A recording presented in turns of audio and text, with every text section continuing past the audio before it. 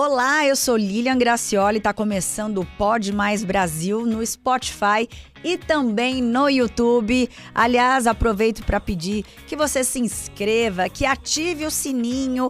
As pessoas falam assim para mim: "Ai, mas como é que eu faço para não perder?" É simples, é só ativar esse sininho aí que você vai ser avisado quando tiver conteúdo no ar, quando tiver novidade. Já compartilha para mais pessoas ficarem por dentro de tudo que é a respeito de qualidade de vida, a respeito de longevidade, que é isso que a gente quer, mandar informação para que você possa escolher viver melhor. Olha como eu falei bonito. E os convidados de hoje, a gente começa com Marcelo Del Lama, que é campeão brasileiro de powerlifting, e na sequência Christopher Vieira, da Gabarra Advocacia, que vai falar sobre previdência, sobre INSS para os atletas. Então, se você é atleta ou tem atleta aí na família, já compartilha esse programa que tá demais.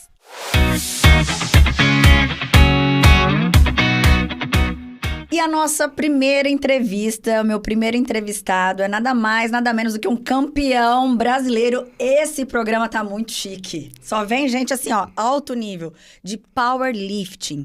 Eu conheço pouco sobre esse assunto, não sei. Será que você conhece? Já comenta aqui pra mim. Já se inscreveu no canal? Já aproveita também e compartilha com todo mundo, porque eu quero ver essa comunidade aqui, ó, crescer. Quem tá aqui comigo hoje é Marcelo Del Lama. Ele vai falar tudo sobre esse esporte, porque ele também é coach, né? É atleta, é medalhista, bate bola, arruma namorado. A gente faz um pouco de tudo, né? Ai, tudo bem? Que bom que você tá aqui. Tudo bem, Lília. Obrigado pelo convite. Deu certo, né? É. Pra gente começar, qual que é a diferença entre powerlifting e musculação? Então, powerlifting consiste numa competição que envolve os 3 levantamentos básicos, né? Agachamento, supino e levantamento terra. Praticamente é um esporte que você usa força no corpo inteiro. Então, é um pouquinho diferente dos treinos de musculação, mas serve como base para quase todos os esportes. Então, seria tipo uma modalidade mais voltada para força. Sim, uma modalidade de levantamento de peso, só que consiste, diferentemente do levantamento olímpico, esse que a maioria está acostumada a ver, que o levantamento olímpico a pessoa mede a potência, que é velocidade, força. O powerlifting você mede força de tração mesmo, força mesmo de empurrar o peso, que é um pouquinho diferente do levantamento olímpico. E o powerlifting é mais... os movimentos que o pessoal faz mais nas academias, que é pouca gente você vê fazendo o levantamento olímpico em academia, né? Convencional, né? Normalmente tem umas academias mais específicas, que é o né? pessoal mais do CrossFit que você vê fazendo, esse pessoal. E assim, você é medalhista, campeão, mas assim, pra quem treina powerlifting, não sei, diariamente, porque tem aluno que não compete, tem vários. Né, na minha academia eu montei um CT de powerlifting para estimular os alunos normais a treinarem. Olha aí, que legal. Eles aderiram bem. E quais são os benefícios para essas pessoas aí? Nossa, falar no dia a dia? Os benefícios são até como é a base da musculação, é um pouco melhor porque a pessoa treinando força, o que muita gente tem ideia errada? Que você pegar uma pessoa sedentária ou mais idosa, você tem que começar pelas máquinas. E não, a pessoa tem que treinar os exercícios básicos para trabalhar estabilizador e várias coisas. Que é o movimento que a pessoa agacha, pega alguma coisa do chão. Então, a gente trabalha muito essas capacidades. Fortalecer, né? Sim, assim, sim. Ter essa autonomia. Sim, porque a máquina é boa, você fazer as máquinas da academia, mas você não trabalha o grupamento muscular, que você trabalha com os exercícios livres. Bom, então eu já aproveito para minha próxima pergunta. Você falou assim, pensam, né, nas pessoas mais velhas, idosos e tal. Existe uma idade para poder, né, para começar ou... A partir de tal idade você não pode mais treinar powerlifting? Eu tenho atleta que começou com 14, tem um aluno de 72 anos. Que lá. Maravilha! Então pode se estender a qualquer faixa etária. E tem benefícios para todos.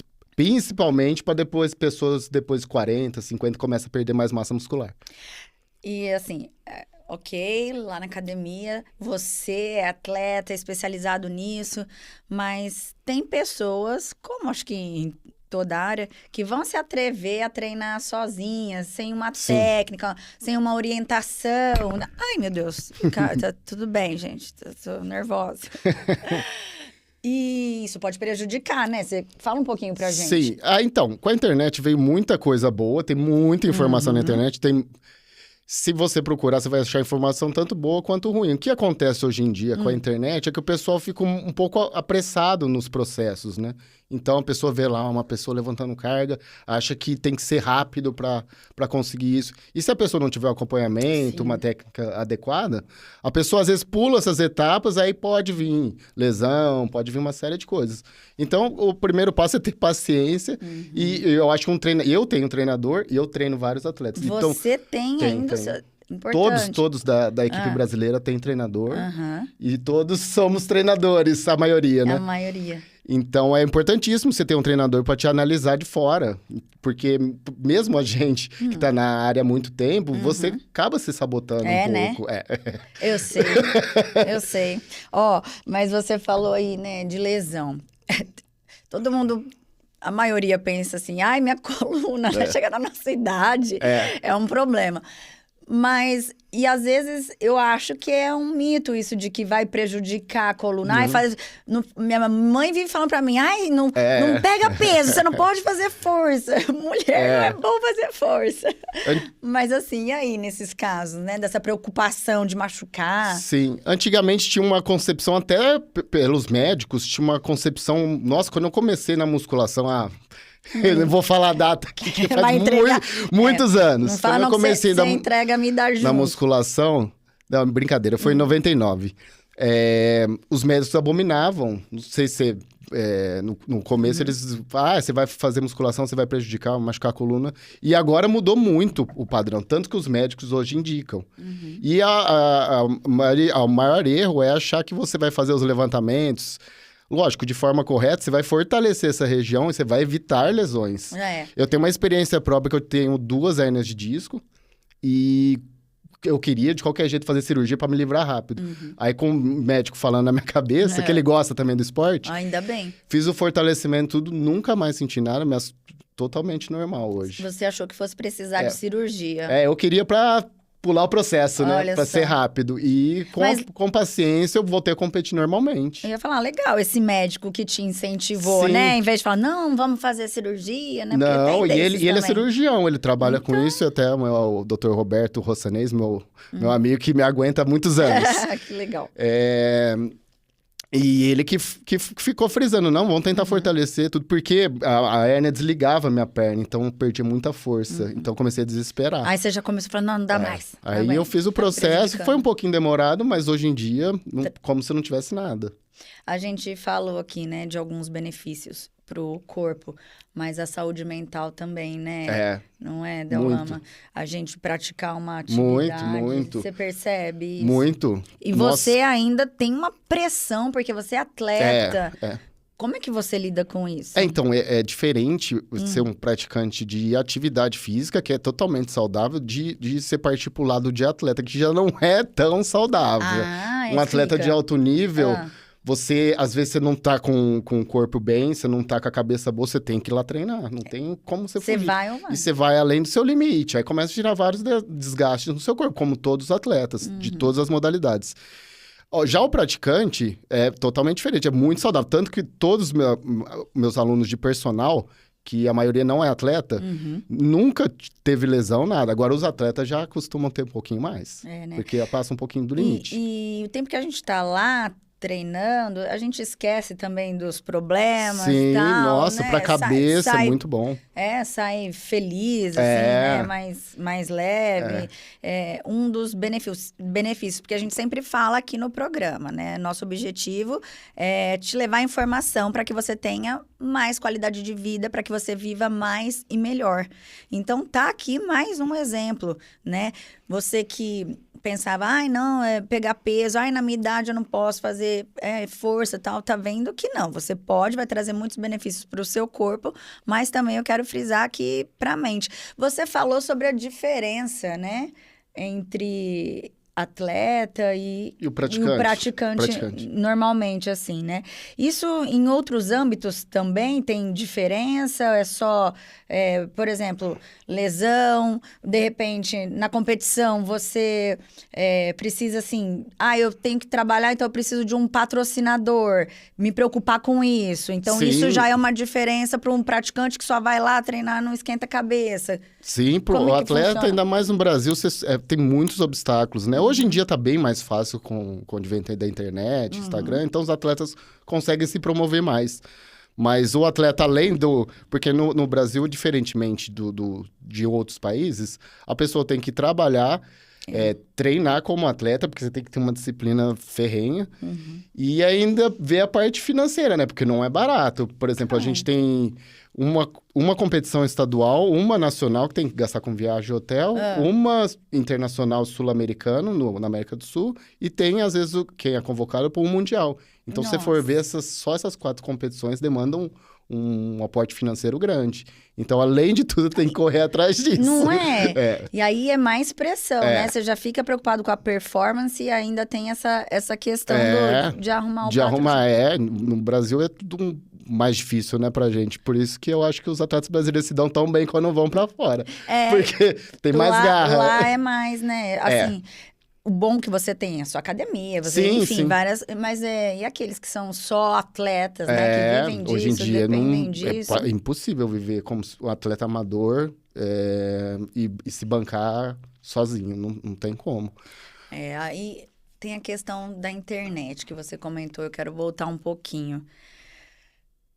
Você que treina as pessoas, qual que é o maior erro que você vê nesses praticantes? Quem faz sozinho ou mesmo quem faz lá na academia? Eu até brigo um pouquinho com as minhas alunas, mais de personal. O maior erro que eu vejo é de ficar pegando vídeo, às vezes, dessas meninas que postam, a maioria das blogueiras fitness. Pega, às vezes a menina passa um exercício ali para dar engajamento, a pessoa tenta copiar sem ter o auxílio técnico. Esse exercício é bom, olha o corpo dela. Mas você não sabe o que ela fez antes, o que ela usa, o que ela faz dieta. Muito bom isso que você está falando. Serve para tudo, é verdade. Todos, Olha que interessante, nunca tinha parado para pensar nisso. Chega lá, uma blogueira propõe um desafio, mas parece uma como que chama aquilo? Ai, meu Deus, de circo. Enfim, malabares, os negócios lá. Não sei como que chama.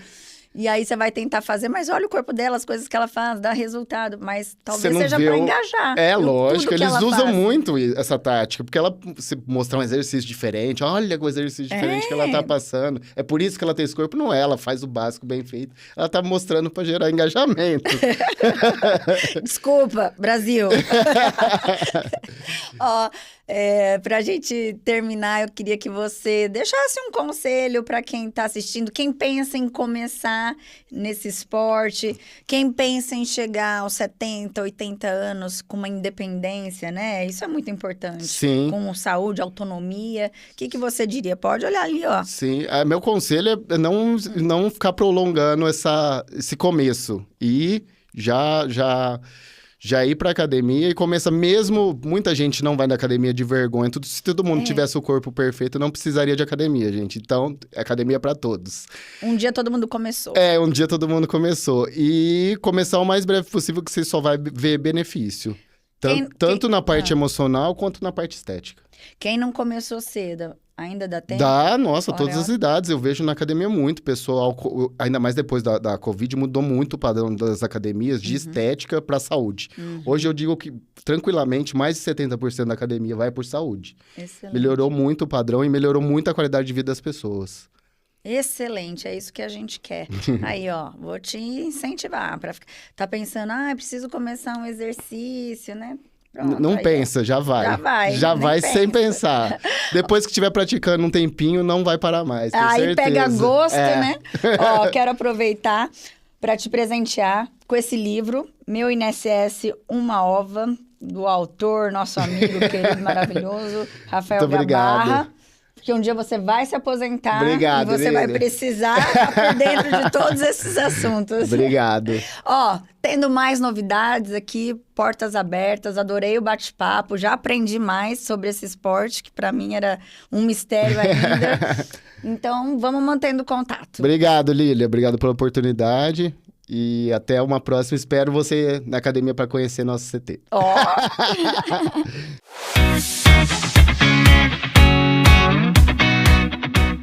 E agora mais um convidado aqui no Pode Mais Brasil, Christopher Vieira, vai bater um papo comigo.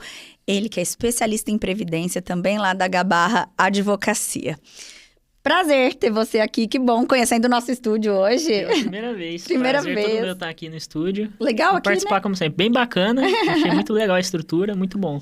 Ó, há pouco eu entrevistei o Marcelo Del Lama, atleta, campeão de powerlifting e tal. E é legal que já tive aqui vários insights. Fiquei curiosa para várias perguntas para você. Primeira, um atleta, né? Vamos colocar aqui, por exemplo, o powerlifting. Se sofre uma lesão grave, ele tem direito a algum benefício do INSS? Como é que funciona? Eu costumo brincar falando, no direito tudo depende. Então vai depender da situação dele, de como ele está ou não vinculado ao INSS.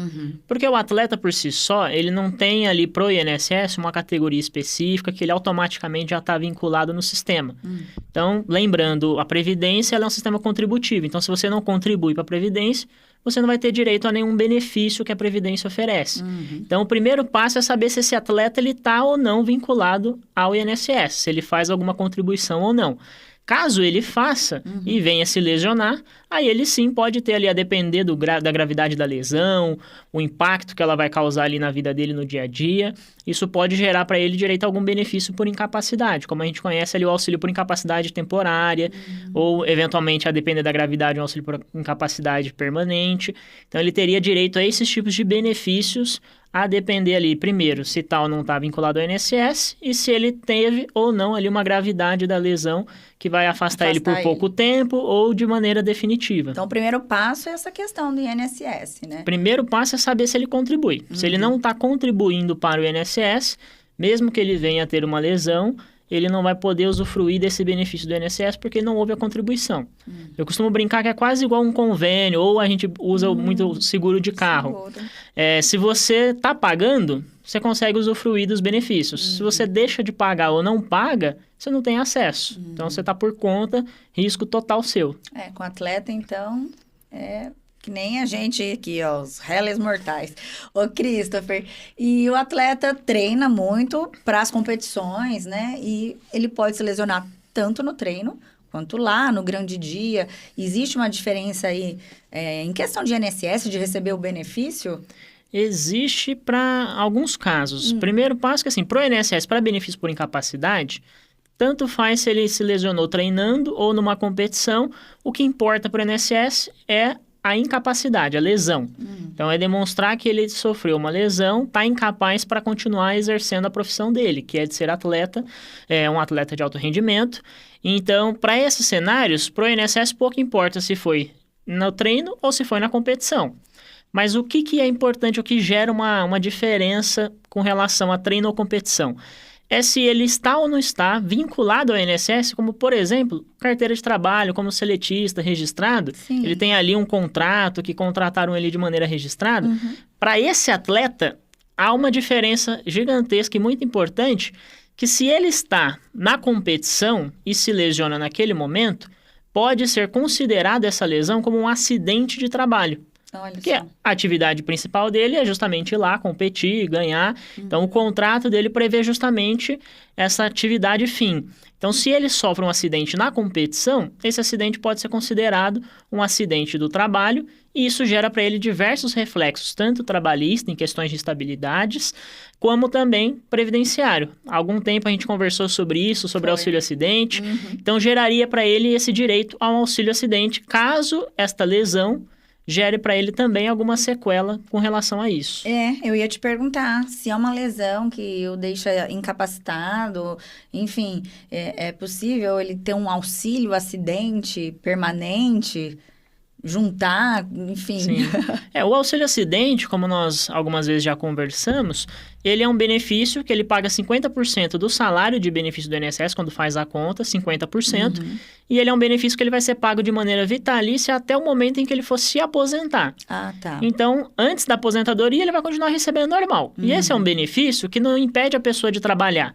Então, é um benefício que ele recebe mensalmente e pode continuar trabalhando, porque ele vai ter ali alguma atividade dentro da sua limitação, mas vai poder continuar trabalhando, pode receber salário normal, tanto registrado como pessoa jurídica, como ele quiser, e só vai cortar esse benefício quando ele aposentar. Tá, entendi.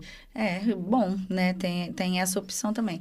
Falando desses atletas, muitos que de repente não tem uma carteira assinada, né? Sei lá, com patrocinador, trabalham com patrocinadores, enfim, treinadores. Como é que fica a situação desses com relação ao INSS? Isso é muito importante. O INSS, ele não vai saber se você trabalha, não trabalha, ele não descobre se você é atleta ou não, de uma maneira, vamos dizer, por osmose. Ele não vai descobrir isso da noite pro dia, não vai adivinhar. Bola de cristal. Não tem essa bola de cristal. Então, você precisa estar vinculado. Se você não é contratado com carteira de trabalho, então você precisa regularizar a sua situação, se inscrever no sistema de alguma forma. Tem jeito? Tem jeitos. A gente tem hoje no sistema previdenciário, a gente tem várias formas de inscrição. Temos o segurado obrigatório que a gente chama, que é quando está com a carteira assinada, mas nós temos aqueles outros que é, por exemplo, o contribuinte individual, que são os prestadores de serviço, um autônomo, os MEIs. Nós temos, eventualmente, aquela pessoa que, olha, não tenho nenhum trabalho, mas quero contribuir para o sistema. Tem o facultativo, também. Pode também, a gente tem um segurado facultativo. Então, para esses atletas, o que é importante? Eles precisam de uma organização financeira, de uma questão de contribuição também, para fins de, olha, vou me vincular ao INSS de que maneira? Vou ser o autônomo, vou me colocar ali como MEI ou não? Isso é importante ele entender, justamente se inscrever no sistema para contribuir e, principalmente, entender qual desses é mais vantajoso para ele e o que vai atender melhor nesse cenário. Por isso que é importante ele sempre buscar ali o auxílio de um contador para fins das contribuições e até mesmo de um advogado previdenciário para justamente ajudar ele no planejamento daquilo que ele busca lá na frente. Porque estar no sistema é importante, mas é importante também saber como o sistema funciona para você contribuir e se planejar de uma maneira mais estratégica. Só contribuir não vai, né? Escolher lá, né? Chegar lá e contribuir de qualquer jeito não vai dar certo. Mesa, pode investir mais, não precisava tanto, né? Exatamente. Você chega lá na frente, você fala, poxa, né? Mas nessa questão, né, do facultativo, então, pelo que você me falou, quem treina com carteira assinada, na hora de, se tiver a mesma lesão, o mesmo caso, os benefícios podem ser diferentes para esses dois? Sim, a gente tem na Previdência, com relação ao auxílio-doença, só pontuando, eles vão ter o mesmo direito. Então, na Previdência, para benefício por incapacidade, então, auxílio-doença, uma aposentadoria por invalidez, os outros benefícios como aposentadoria por idade também, todos esses vão ser, em regra, igual para todos. Só com relação ao auxílio-acidente que nós mencionamos, que ele tem alguns requisitos diferentes. E aí a legislação por si só já trouxe um bloqueio com relação aos autônomos e com relação aos facultativos. Então, esses dois grupos de contribuintes, eles não teriam direito ao auxílio-acidente. Mas todos os outros benefícios, eles teriam de maneira igual. Para os atletas de alto rendimento, o que é importante? Eles terem um certo cuidado na contribuição. O segurado facultativo é aquele segurado que ele não tem obrigação nenhuma de contribuir para o sistema. E ele também não tem nenhuma atividade, ele não presta nenhuma atividade, nenhum serviço. Certo. É aquela pessoa, a gente costuma usar de exemplo os estudantes, que está ali estudando, está no momento de estudo para passar num concurso. Ele não tem nenhuma atividade, ele não tem nenhum emprego, mas ele contribui para o sistema porque ele quer justamente, nesse planejamento que eventualmente ele fez, ter um benefício lá na frente, Sim. contar como tempo para aposentar ou para uma eventual incapacidade. Conta. Isso conta. Então, o facultativo é esse cenário. Já os atletas de alto rendimento, eles vão se enquadrar com uma perfeição um pouco melhor, já na categoria dos autônomos. E é muito interessante que seja, eventualmente, pelo autônomo contribuinte individual. Porque hoje a gente tem algumas questões relacionadas ao MEI e nem sempre a atividade, principalmente essa área da educação física, dos esportes, não se enquadram, não tem um enquadramento bacana com relação ao MEI, e pode gerar algum prejuízo. Olha que informação importante, tá vendo como é bom, né, ter um advogado para te orientar, para você tirar suas dúvidas? Isso, por exemplo, eu não sabia. E se você tá gostando do bate-papo do programa de hoje, já deixa o like aí, compartilha, se inscreva no canal, dá uma força aqui pra gente. Né, Christopher? Sempre bom, sempre bom. Isso é muito importante porque às vezes a pessoa hoje, a gente tem, né, as contribuições para o sistema, elas muitas vezes são caras, né? E aí às vezes a pessoa quer ter o menor custo possível. E aí é o que a gente sempre fala, nem sempre o menor custo vai te trazer o resultado que você espera. Então, por isso tem que ser feito de uma maneira organizada.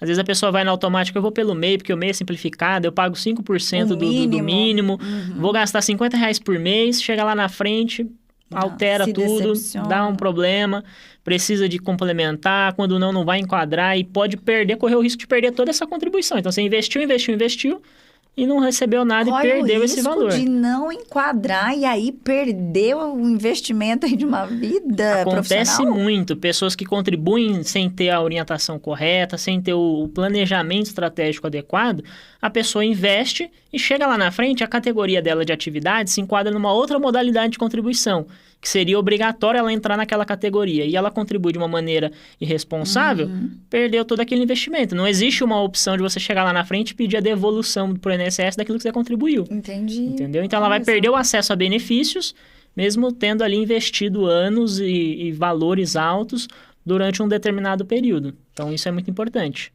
Agora, pensando em quem vai se profissionalizar, né, aí no esporte, você indica já começar a recolher, a pagar INSS, não, faz aí, sei lá, uma previdência privada ou faz os dois. Eu sei que cada caso é um caso, mas assim, no melhor dos mundos, o que você orientaria? Começar desde o início da carreira é importante, é primordial. Tá. A gente sabe que atletas, e principalmente atletas de alto rendimento, não tem uma previsão de de quanto tempo eles vão estar naquela carreira, por quanto tempo eles vão estar no esporte. A gente sabe que, principalmente usando o exemplo aí do powerlifting que teve agora há pouco, é um esporte que ele tem uma carga de esforço muito alta. É com a força, né? O trabalho então, assim, a gente nunca sabe por quanto tempo o corpo vai aguentar aquela carga, aquele impacto, quando vai vir ou não vai vir uma lesão. Lesão a gente nunca sabe quando vem. O atleta de alto rendimento, ele está sujeito a sofrer lesão a qualquer momento. Sim. E ele não sabe quando. Então, essa imprevisibilidade do atleta traz um risco para ele que, se ele não tiver muito bem estruturado e com essas contribuições sendo feitas, ele vai ficar sempre num risco de ficar desamparado a qualquer momento. Então, a contribuição pro INSS, para uma previdência privada ou buscar investimentos diferentes para complementar toda essa realidade dele é importantíssima. E é essencial para que o atleta tenha um mínimo de segurança possível para que qualquer risco que ele tem como se resguardar, passar pelo momento ali de dificuldade e retornar ao rendimento dele normalmente, voltar para os holofotes. Porque os atletas, eles têm justamente essa preocupação, né? Eles não sabem quando vão se aposentar, quando vão se acidentar. E mais do que isso, os atletas, muitas vezes, quando começam a despontar no esporte, seja ele qual for, começam a viver uma realidade completamente diferente daquela que eles iniciaram. Da anterior. Então, a gente vê muitos casos disso, de atletas que começaram a sair lá de baixo, atletas que vêm de uma origem humilde, e em poucos meses, quando eles despontam no esporte, eles começam a ter patrocínios, investimentos, começam a viver uma realidade de uma renda muito superior àquela que ele começou. Vamos fazer mídia, propaganda, marketing, né? E entra dinheiro de todos os lados, só que ele não está acostumado com isso. E não tem o suporte. Se ele não tem esse suporte, não está acostumado com isso, qualquer lesão, qualquer evento que aconteça, vai deixar ele desamparado, porque ele não se estruturou. Ele poderia ter feito isso. Mesmo se ele começou de uma outra maneira e agora ele está nessa realidade maior, vamos dizer assim, consegue adaptar com o auxílio de um advogado aí? É possível, a gente tem várias formas de ajustar o cenário para aquele momento que ele precisar. Então, assim, quanto mais tarde um atleta de alto rendimento começar, mais arriscado fica e menos chances a gente tem de criar, vamos se dizer, aquela cama de gato confortável para que na hora ele cair, tá tudo ok. Certo. Quanto antes começar, quanto mais cedo iniciar, mais seguro fica e você tem uma previsibilidade melhor de como você vai ajustar isso. Porque o principal problema as contribuições, quando a gente pensa, a gente já falou várias vezes sobre isso, quando você contribui para o sistema, você não vai receber lá na frente aquilo que você está contribuindo exatamente. Então, se você tem hoje um patamar de vida, está vivendo uma realidade ali de 2, 3 mil reais, você precisa se programar para que lá na frente você consiga, de alguma forma, ter esses 2, 3 mil reais para sobreviver. E isso acontece somente com uma estratégia, com um planejamento bem feito financeiro, que vai unir INSS, previdência privada, investimentos. Então, isso a gente precisa ter bem desenhado e bem trabalhado para gerar essa segurança lá na frente.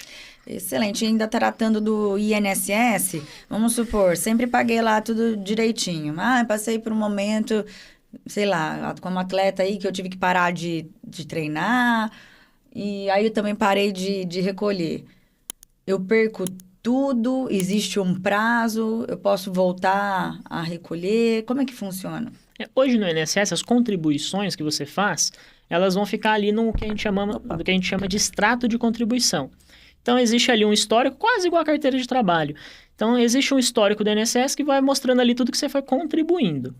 Para fins de benefícios programáveis, que a gente chama, que é a aposentadoria por idade, uma aposentadoria por tempo. Hoje está mais difícil a por tempo por conta das últimas reformas, mas, por exemplo, no caso de deficiente, a gente ainda tem essa modalidade.